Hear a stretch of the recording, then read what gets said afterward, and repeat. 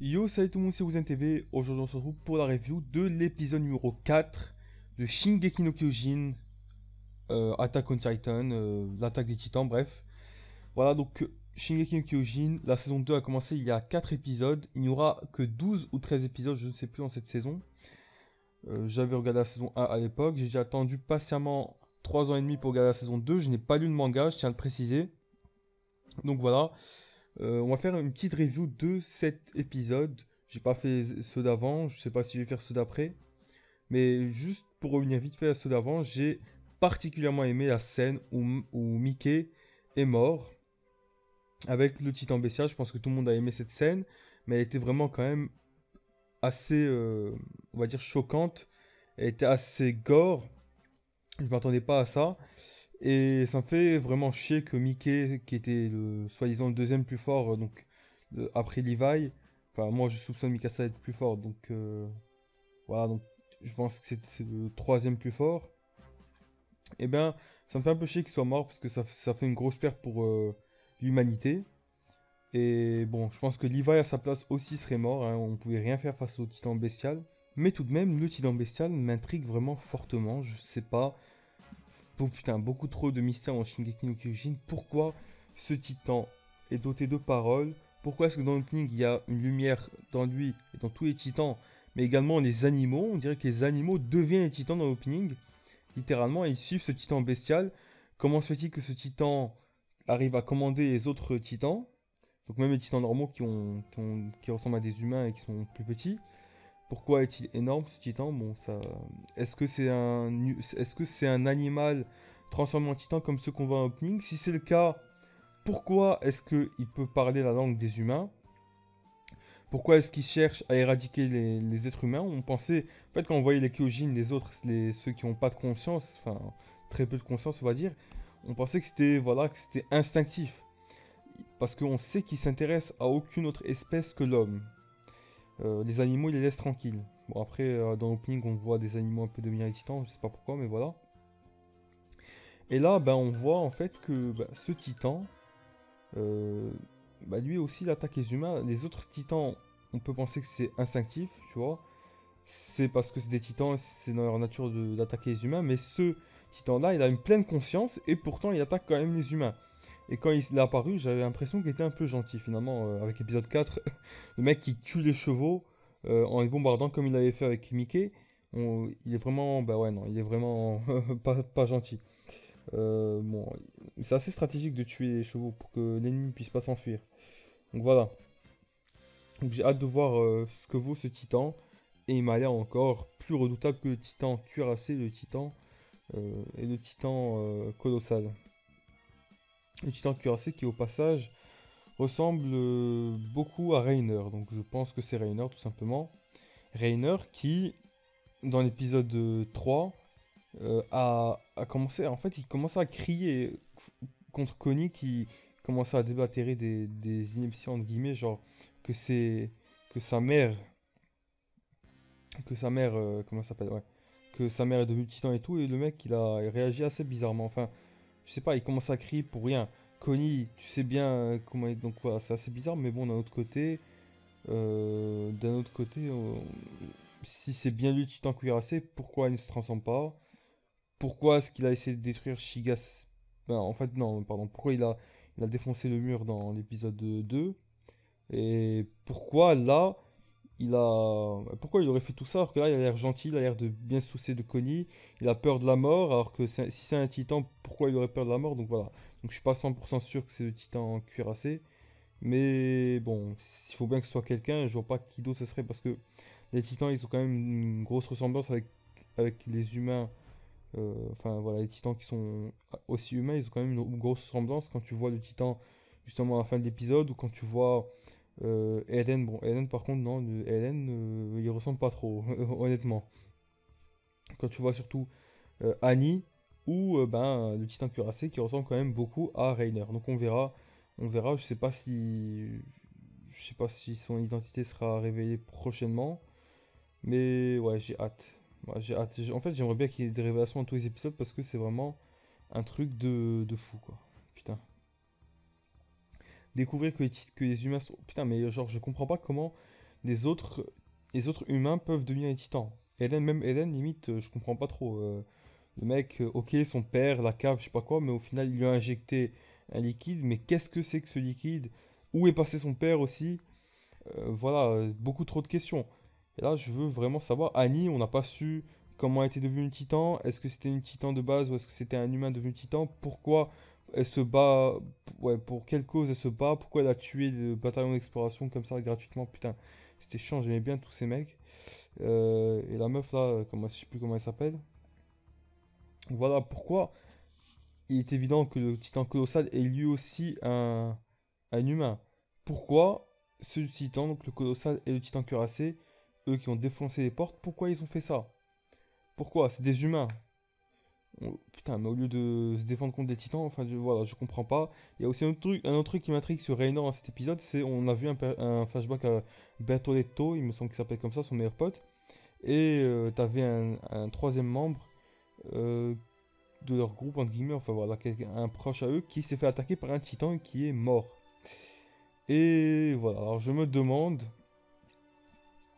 comment ils ont pu se faire attaquer par un titan dans ce cadre. Voilà, c'est un cadre. Il y avait un seul titan.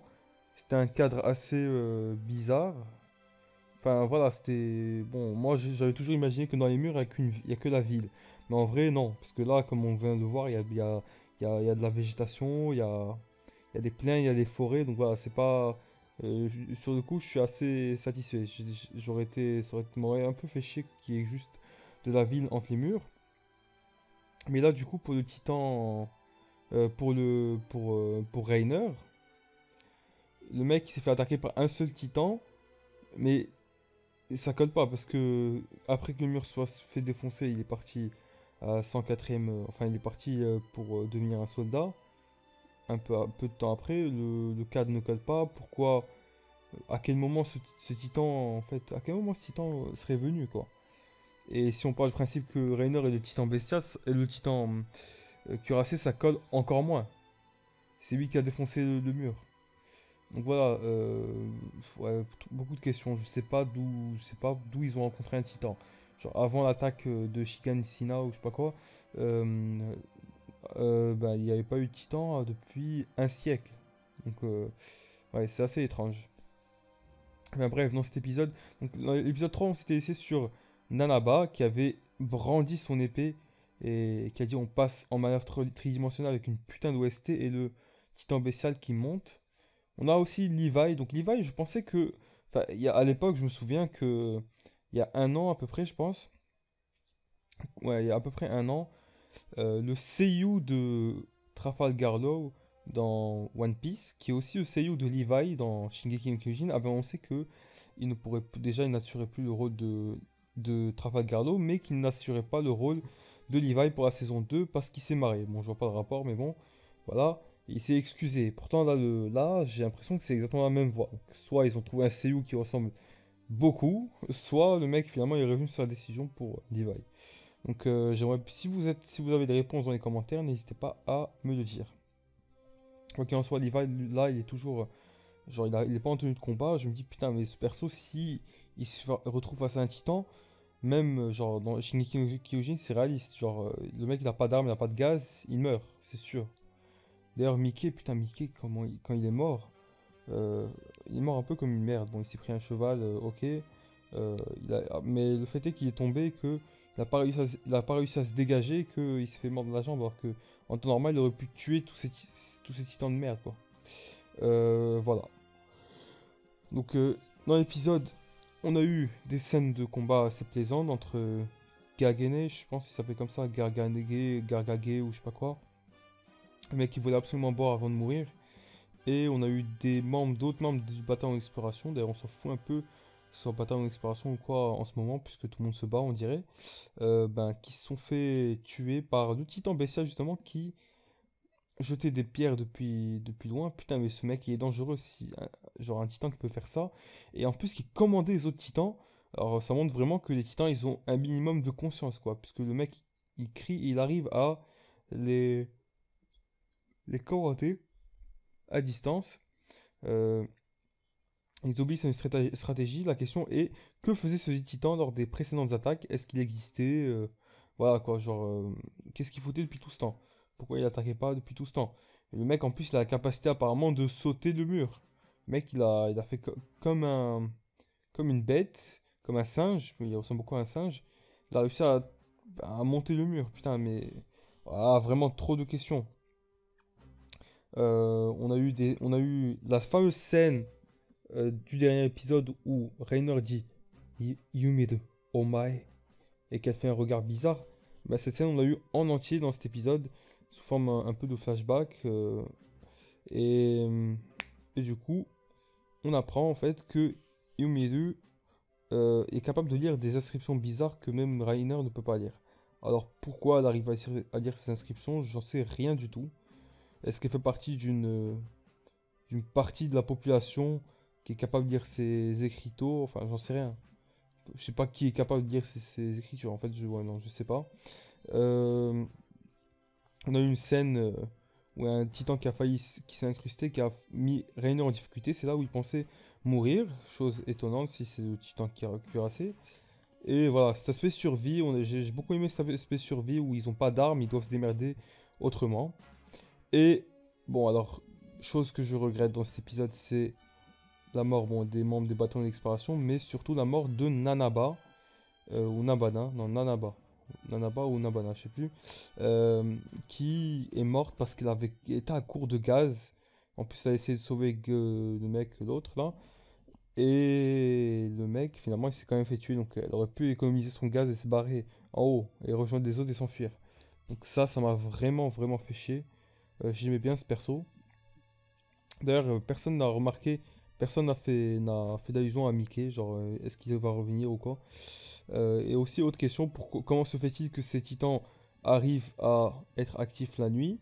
Est-ce que les cris du titan bestial agissent comme des ordres qui passent outre l'alimentation en énergie solaire? J'en sais rien non plus, putain, il y a trop de questions.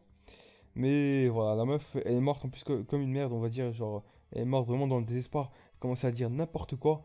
Oto-san, Oto-san, Oto-san, Yamete, je ne recommence. Genre, papa, non, arrête, je ne recommencerai pas.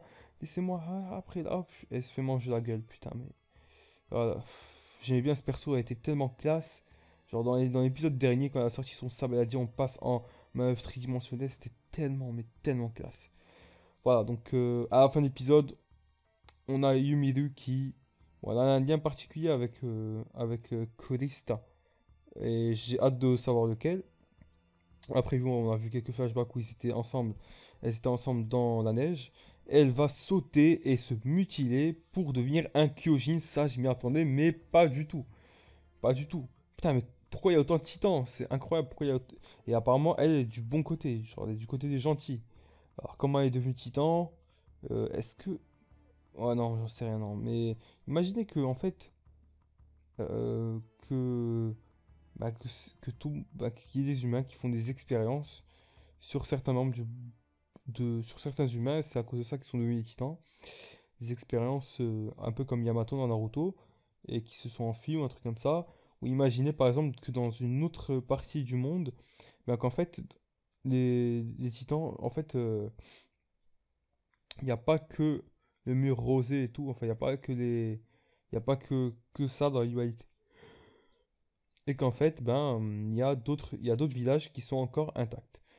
Imaginez un peu ce que ça donnerait. Ouais. Donc voilà, elle va se battre.